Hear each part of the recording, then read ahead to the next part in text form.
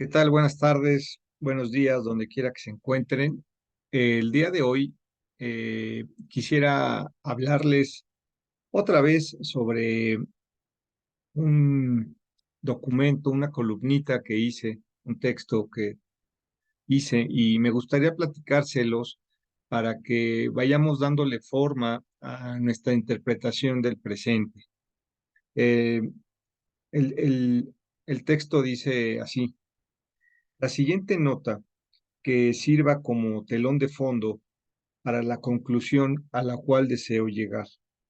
Dice, Derechos Humanos de la ONU hace un llamado al gobierno de Argentina a que en caso de que se acepte la ley Omnibus, que esta semana se resolverá en comisiones del Congreso, entre otras medidas inconstitucionales, señala que la criminalización de marchas puede justificar ejecuciones extrajudiciales, lo que implicaría, por parte de la autoridad, poder realizar detenciones arbitrarias, tortura, privación de la libertad y de la vida sin que medie proceso judicial alguno.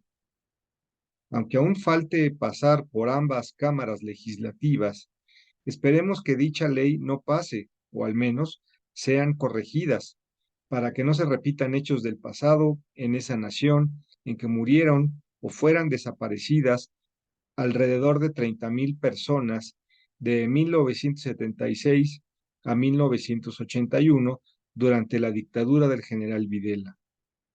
Además, podría ser una señal de que no se han superado prácticas coercitivas del pasado que también se han llevado a cabo en México, como lo sucedido durante el Calderonato, que produjo más de 100.000 muertes en su guerra contra el narco en el año del 2006 al 2012.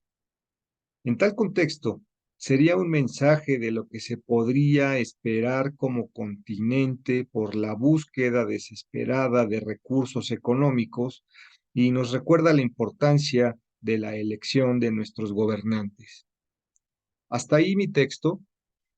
Ahora solo quisiera abundar un poquito más sobre lo que les acabo de decir para que no quede solamente como un dato muerto, ¿no? Porque en ocasiones cuando uno lee algo de información pareciera que está muerta la información. Miren, aquí la idea es darles a conocer básicamente que Argentina está viviendo un proceso electoral, perdón, legislativo por la ley Omnibus que presenta Javier Milei.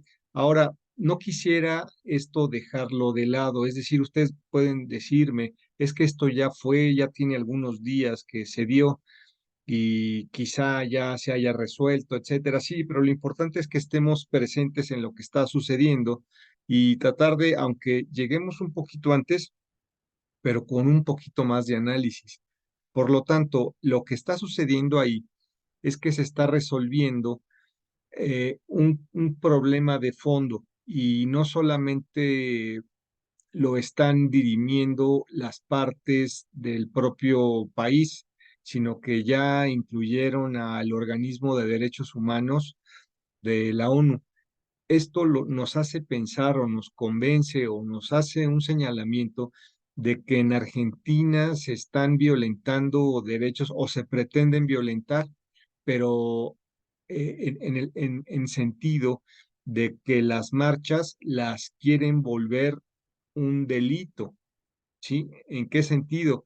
De que la propia autoridad, en este caso la policía, podría realizar actos que no van en un proceso judicial realizados correctamente o conforme a derecho en esta época en el que vivimos en un Estado de Derecho. ¿Qué implica el Estado de Derecho? Es el más alto nivel de estructura política que existe, digamos, en el pensamiento mundial. Es decir, cuando estábamos pensando en los reyes o en épocas del feudalismo o un poquito más adelante, incluso, bueno, de ahí para atrás, puede ser que con los griegos no tanto, porque ellos también tenían ciertos avances, pero en el sentido de ya crear una constitución implica crear reglas y esas reglas deben ser cumplidas, deben ser hechas entre el propio Estado y en vista o aceptando lo que pueda decir los gobernados, quienes van a estar representados por las distintas cámaras. En este caso, bueno, en este caso los diputados, los senadores no. Entonces, ¿a qué quiero llegar?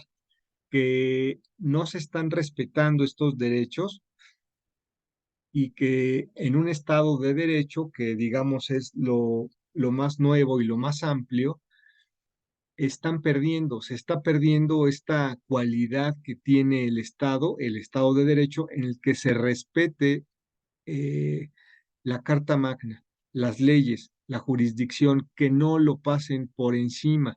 ¿De qué manera está pasando esto por encima? A través de decretos.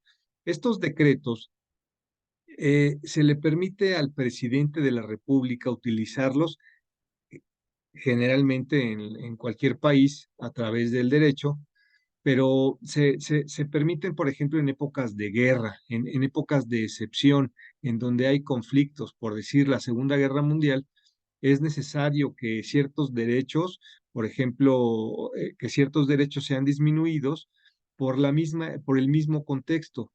Es decir, no va a haber votaciones, eh, tienen que guardarse todos en sus casas aunque no quieran, ciertas cuestiones que ven acotada la libertad. Esa es la cuestión que le permite al presidente a través de decretos, sin que pase por las cámaras, en este caso que representan al derecho, sin que pase por las cámaras y aparente ser como un dictador. ¿En qué sentido dictador? En que él lo que diga se tiene que hacer. Por ejemplo, cerrar algunas fronteras o el comercio con determinados países porque quizá encuentre algún conflicto y no pueden pasar ni mercancías y entonces está conculcando los derechos económicos de las personas que importaban ese producto. Es decir, que la gente vea delimitada su- su- sus libertades a los cuales están en derecho, pero que están en tiempos de paz. En ese sentido, es cuando funcionan los decretos. Por ejemplo, podríamos pensar en Churchill, él cuando limita los derechos en Inglaterra, precisamente eso es lo que se busca, que en época de guerra se liberen, o más bien, perdón, al contrario, se detengan ciertos derechos porque justo están peleando con Hitler. Sin embargo, una vez que esto termina, ya el, el Estado vuelve a su regularidad e incluso tuvo más tiempo en el periodo presidencial que lo que mandata su propia constitución. Entonces, son el tipo de eventos. También puede ser otro evento que llegue una influenza, por ejemplo, la influencia aviar, y se tuvieron que detener ciertas importaciones del pollo porque de ahí venían a pesar de que se pretendieran violentar o más bien pelear estos decretos por amparo a través del Poder Judicial tampoco aplicarían porque es un decreto presidencial en momentos de extrema dificultad, lo cual le permite al presidente en ciertas situaciones. Entonces, esa es la parte delicada de lo que está sucediendo en Argentina, porque aquí lo que están pretendiendo es no solamente gobernar bajo decretos, sino además están haciendo una especie de contrato o convenio con las demás legislaturas de los demás estados de Argentina con la intención de disminuir o más bien no disminuir, omitir, terminar, extinguir el poder legislativo durante un año con prórroga a otro año. Obviamente esto se escapa de lo que estamos diciendo, pero esto es a la par. ¿Por qué voy a eso? Porque a través de estos decretos se quieren brincar al poder legislativo que al aplicar la ley que ellos también están obligados a cumplir o defender, los decretos no tienen razón de ser en Argentina antes de que suceda. Es decir, ahorita no se puede entender un estado de excepción porque no lo hay, pero entonces, al parecer, el presidente Milei está previendo un estado de excepción, pero sin que lo haya. Es como crear un decreto antes de que exista la violencia. En otras palabras, pareciera o nos da un guiño de que algo negativo está por suceder y que él a través de estos decretos podría resolverlo. ¿Y en qué sentido podría resolverlo? En este caso, lo que está diciendo Derechos Humanos, está diciendo, aquí se está perpetrando una próxima violación de derechos procesales y ejecuciones sumarias. Es decir, están perfilando un proceso otra vez de desaparición de personas en el que la autoridad esté realizando actos sin que medie una una sentencia judicial en nombre de esa persona para que la detengan, para que lleve un proceso, ya sea en libertad, cuál es el delito. Incluso a las marchas las están poniendo como con, punitivas, ¿sí? En una cuestión penal. Entrarían en como un delito penal. Y ese es lo delicado del asunto, porque en realidad es un derecho otorgado o ganado, mejor dicho, ganado por la gente, pero no solamente en ese país, sino en el mundo occidental, ¿sí? Es decir, cuando se hace la Declaración Universal de Derechos Humanos, ahí se incluye el derecho a la protesta. Hay libertad de expresión siempre y cuando no sea violenta. Entonces, es ahí donde yo quisiera hacer un señalamiento, hacerlos de su conocimiento, que ahí se está observando un problema genuino de lo que pretenden hacer, ¿vale? En mi texto, ¿qué más pongo?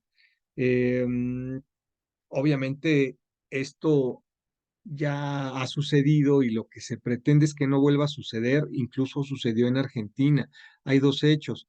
Por una parte, se puede decir que los argentinos ya sacaron a un dictador o a alguien que actuaba de esa forma, ¿sí? Alrededor del año 2000, eh, eh, acabaron sacando justo a algunos personajes que trabajaron incluso con el propio Macri, que actualmente está de presidente. Y aquí lo peor o donde quiero hacer la mención es en el asunto de los desaparecidos en la dictadura militar, que durante 1976 a 1981 fueron desaparecidos, ¿sí? Y que concluyó con el asunto de las Malvinas. Entonces, esperemos, a lo que yo quiero llegar es que ojalá no se llegue otra vez a ese contexto, porque entonces el país no tendría em, actualidad o haya aprendido de lo que le sucedió, o el propio sistema que venga todavía más perjudicial para esa sociedad. Pero hay que reconocer que lo que sucede allá nos puede suceder a cualquier país de Latinoamérica o del mundo. Por eso es importante entenderlo, por eso es importante observar, porque es la manera en que ahora el capital o los dueños de las instituciones o la antiética, etcétera, puede funcionar en contra de cualquiera. Por eso es importante entender lo que está pasando allá y en su momento tratar de que si tenemos elecciones, no dejen pasar ese tipo de conductas solamente por el beneficio económico o por engaños.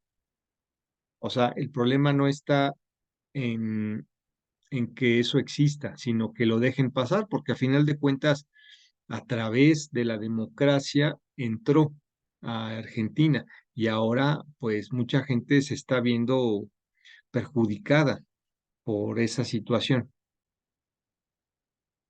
Entonces, ya regresando al tema del que se tuvo que ir en helicóptero, del presidente que se tuvo que ir en helicóptero, de la Rúa, él trabajaba con algunos de los personajes que actualmente están con Mauricio Macri, perdón, con Javier Milei, quien engañando a la gente dijo que iba a sacar a la casta y al final de cuentas en la segunda vuelta pues se les unió, obviamente pensando que no tenía mayoría en el Congreso, ¿sí? Entonces tuvieron que unirse a la casta y ahora implementar un anarcocapitalismo.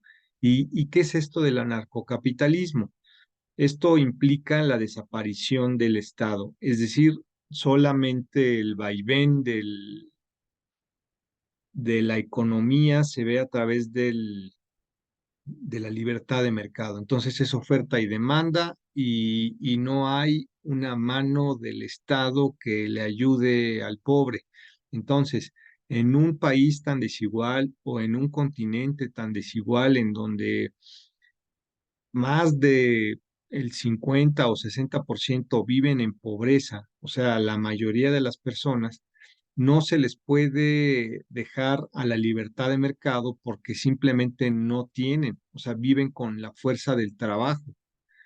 Entonces, si esa gente deja de trabajar porque hay alguien que lo vende más barato, etcétera, esa gente deja de comer.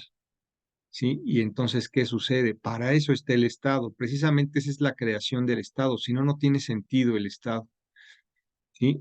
Entonces, eso es importante ahí mantenerlo bajo la vista de todos los medios para que en un futuro próximo podamos estar actualizando qué es lo que sucede en Argentina y esperemos que el anarcocapitalismo no se desarrolle. Sin embargo, hay elementos para pensar que hay un incremento del capitalismo o más bien del neoliberalismo en América Latina, quizá desarrollado por los conflictos que existen en Estados Unidos y su decadencia económica al no poder sostener las guerras que lleva el Medio Oriente. Pero bueno, eso quizás sea materia de otro tema que también puede ser interesante para futuras entregas, las razones por las cuales Estados Unidos quizá esté viniendo a América Latina por ingresos económicos, ¿sí? En fin, ahí les dejo mi columna. Espero que les guste y les llame la atención. Y bueno, pues aquí estaremos pendientes. Que estén muy bien. Hasta luego.